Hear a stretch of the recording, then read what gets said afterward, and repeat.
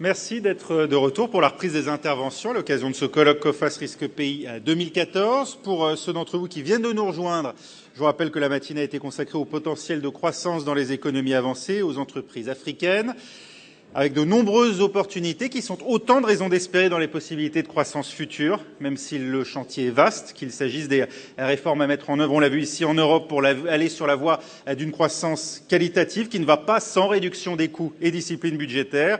Et pour les entreprises africaines, eh bien, le développement d'un climat propice aux affaires, qu'il s'agisse de l'accès au financement, de la qualité des infrastructures, du cadre réglementaire ou encore des pratiques en matière de gouvernance. On va maintenant s'intéresser à ces pays dits émergents, ceux sur lesquels nous fondions ici même l'année dernière encore beaucoup d'espoir. Où en sont-ils ? J'appelle pour qu'il nous donne son éclairage, celui qui, du voyage au pays du coton à sur la route du papier en passant par l'avenir de l'eau, a si bien décrit les voies de la mondialisation, l'économiste, écrivain et membre de l'Académie française, Éric Orsena.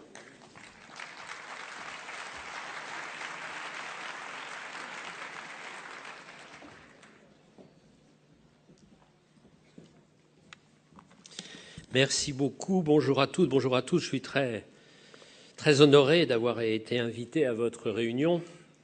En plus, je me sens des sentiments de fraternité envers vous, parce que, si j'ai bien compris, votre métier est un métier de guetteur. Donc, vous devez avoir dans l'âme la curiosité. En tant qu'académicien, je voudrais vous rappeler quelle est l'origine du mot curiosité. Curiosité vient du latin cura, qui veut dire le soin, comme dans cure ou curatif, c'est-à-dire que les gens curieux prennent soin du monde, ce que vous faites. Salut à vous.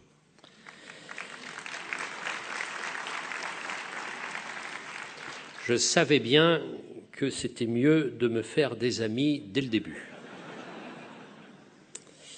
Alors, il se trouve qu'il y a une dizaine d'années, après différentes expériences, j'ai eu envie de revenir à l'économie et j'ai écrit un petit livre sur le coton. Et contre tout bon sens et contre toute attente, ce livre s'est vendu. Ce qui a eu comme conséquence heureuse pour moi, c'est qu'un jour, mon éditeur m'a convoqué et m'a dit « Tu as vu les tirages ?» J'ai dit « Bien sûr, heureusement parce que j'ai des frais. » Et il a enchaîné sur la phrase que j'attendais depuis l'âge de 7 ans. « À partir de maintenant, tu vas où tu veux, je paye. » Il ne m'a plus beaucoup revu. Alors, il se trouve que j'ai cette chance de faire un tour du monde en gros tous les 2 ans. Donc j'ai fait le coton, vous l'avez dit, j'ai fait un tour du monde de l'eau, le papier. Le prochain, c'est sur la mer dans la mondialisation. Alors je vais vous dire rapidement quelles sont mes 5 remarques sur à la fois les blocages et les raisons de révolte. Et en fait, c'est souvent la même chose. La première, on en a parlé beaucoup ce matin, et je voulais remercier tous ceux qui ont organisé cette rencontre, parce que déjà la matinée, c'était passionnant. C'est la question des infrastructures. Alors, pour le coton, je me suis promené dans le Mato Grosso, c'est-à-dire à l'extrême ouest du Brésil, et je me suis rendu compte que vraiment pour sortir, désenclaver ce coton, pour aller jusqu'à la côte, pour qu'il soit transporté dans les bateaux, c'était vraiment difficile. Et j'ai vraiment vu là, très concrètement, ce que c'était qu'un pays en pleine croissance et qui manquait de l'essentiel, c'est-à-dire des routes et des trains. Vous avez peut-être vu ce qui se passe au Brésil, les révoltes, mais un peu partout dans le monde, ce qui se passe en Turquie, et ce qui se passe vraiment dans énormément d'endroits. Il se trouve que je me passionne aussi pour les villes. Et quelle est la revendication première des habitants dans toutes les villes ? C'est les transports. Qu'est-ce qui tisse un espace ? C'est le transport. Et quand on n'a pas de transport, il y a des révoltes. Autre exemple, quand vous imaginez le mal qu'on a eu, et ce n'est pas encore tout à fait fini, à construire une autoroute entre Rabat et Tunis, vous avez compris tout à fait pourquoi le commerce se fait nord-sud et pas sud-sud ou est-ouest.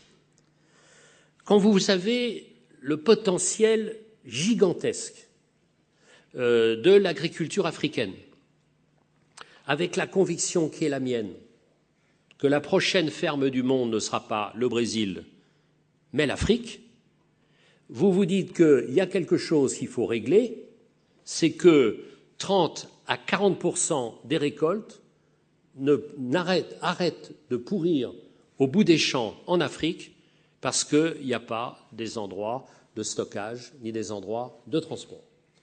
La question est absolument clé, la question des infrastructures. Prenons le cœur de l'Afrique, que je connais bien, notamment le Mali. Il se trouve, j'en parlais au déjeuner, que j'ai pris tous les risques, c'est le thème de la journée, en m'aventurant dans le train entre Dakar et Bamako, sauf pour des raisons personnelles de suicide que je ne critiquerai pas, ne prenez pas ce train, et c'est avec la voie sud qui aboutit à Abidjan, c'est la seule façon de désenclaver le Mali. Une des raisons des troubles actuels du Mali, c'est évidemment cet incroyable enclavement. Allons plus loin dans le domaine de ces infrastructures.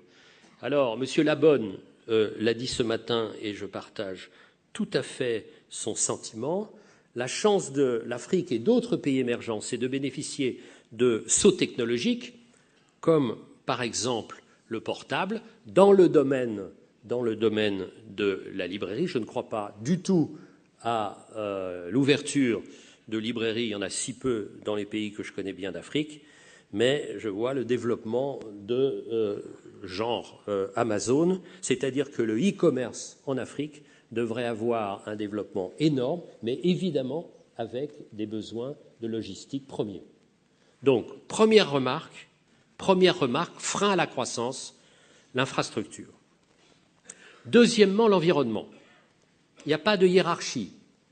Parfois, l'environnement est encore plus important que l'infrastructure. Alors, l'environnement dans ces pays émergents, ce n'est pas du tout ce qu'on peut penser de temps en temps dans les questions d'environnement. Nicole Notin en a parlé ce matin, les petits oiseaux, tout ça, c'est une question de survie. Regardez ce qui se passe à Pékin, où 6 mois par an, la vie devient impossible étant donné la situation de l'air. Donc cette question-là est cruciale. Et s'il y a un frein à la croissance continue de la Chine, c'est sûrement cette première question. La deuxième question que je vois partout dans le monde, c'est la question de l'eau. Et quand, par exemple, vous tracez une ligne horizontale, parallèle à l'équateur, entre le nord de Shanghai et le Tibet, vous avez le même nombre de populations au nord et au sud, sauf qu'au nord, vous avez à peine 20% de l'eau. Comment vous faites? On revient à la question des infrastructures, mais la contrainte de l'eau est évidemment absolument centrale. On pourrait continuer dans tous ces domaines, et notamment dans le domaine des évolutions climatiques. Il se trouve que, avec le Cercle des économistes, nous avons travaillé sur la question des raretés. Et nous avons distingué 2 sortes de raretés, des raretés qu'on a considérées comme opiniâtres, c'est-à-dire correspondant vraiment à des finitudes, et puis des raretés paresseuses, des raretés qui nécessitent des investissements. Et c'est là où ces blocages et ces freins sont des formidables opportunités d'investissement en même temps. Et dans 85% des cas, la rareté de l'eau n'est pas une rareté physique, c'est un manque d'investissement. Et quand on décide de mettre les investissements qu'il faut, en rassemblant toutes les recettes qu'on peut imaginer dans ce domaine, y compris le dessalement, mais pas seulement, on arrive à des résultats. Dernier point sur la question des raretés, qui sont en même temps des opportunités pour d'autres régions du monde.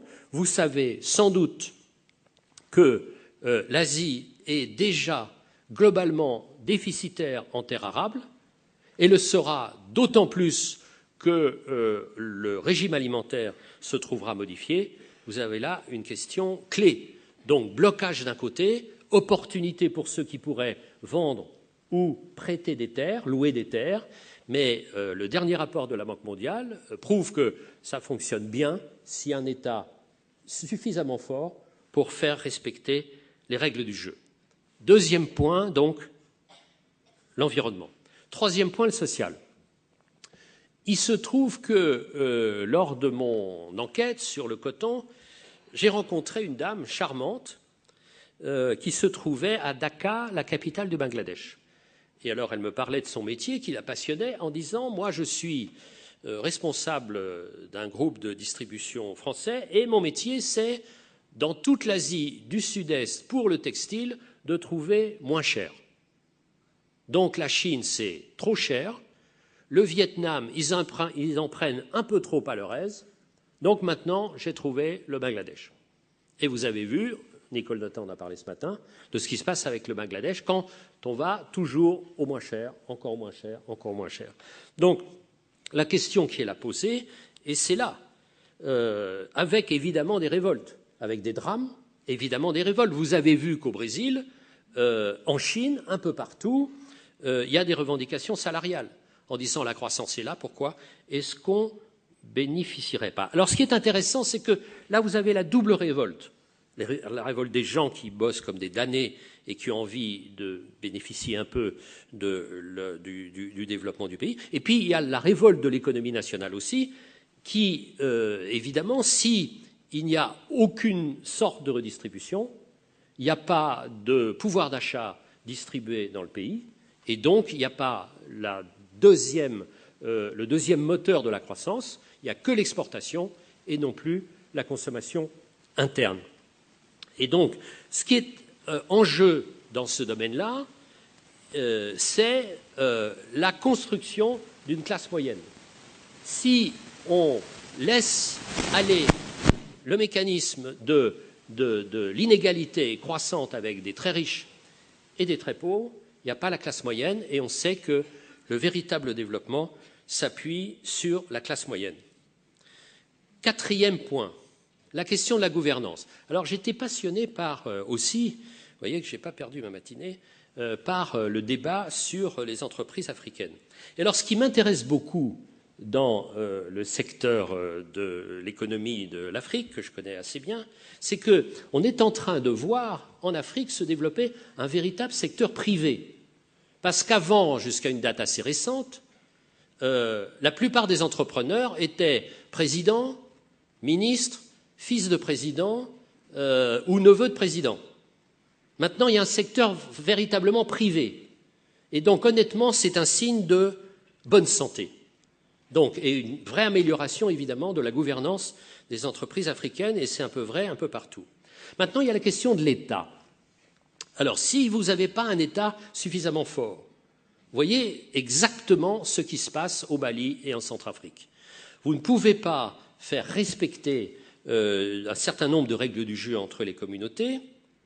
Si l'État n'est pas là, la place vide est occupée par le crime, puisque ce qui est frappant quand on réfléchit à la mondialisation, c'est qu'il y a deux vraies forces à l'œuvre dans la mondialisation, c'est la musique et le crime. Allons plus loin. Il se trouve que j'ai eu l'honneur parce que quand vous parlez avec les amis que j'ai pu me faire à Interpol, ils disent c'est que leur avancée dans le contrôle du crime, c'est peut-être 10, et l'avancée du crime dans la même période, c'est 100.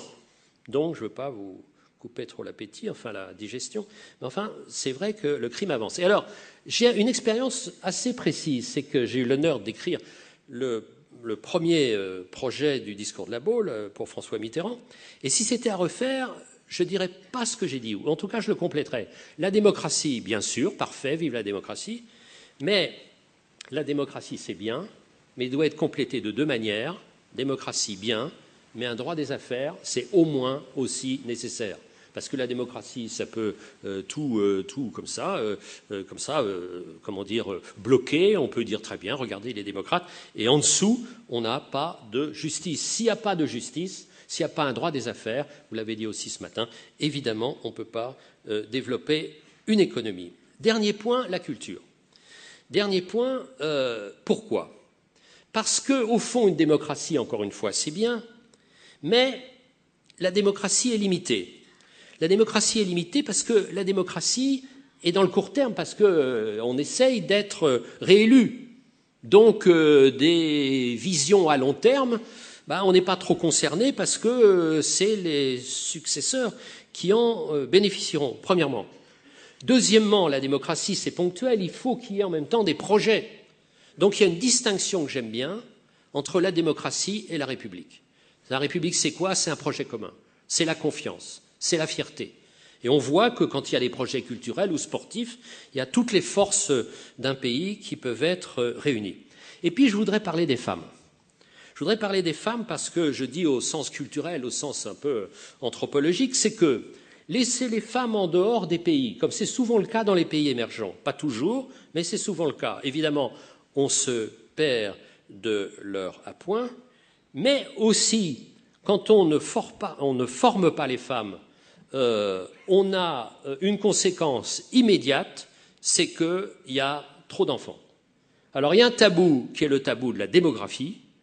Dans beaucoup de pays, la transition démographique est à l'œuvre, mais dans d'autres pays, elle est soit pas du tout à l'œuvre, comme au Mali et au Niger, et comme par hasard, c'est les pays les plus fragiles.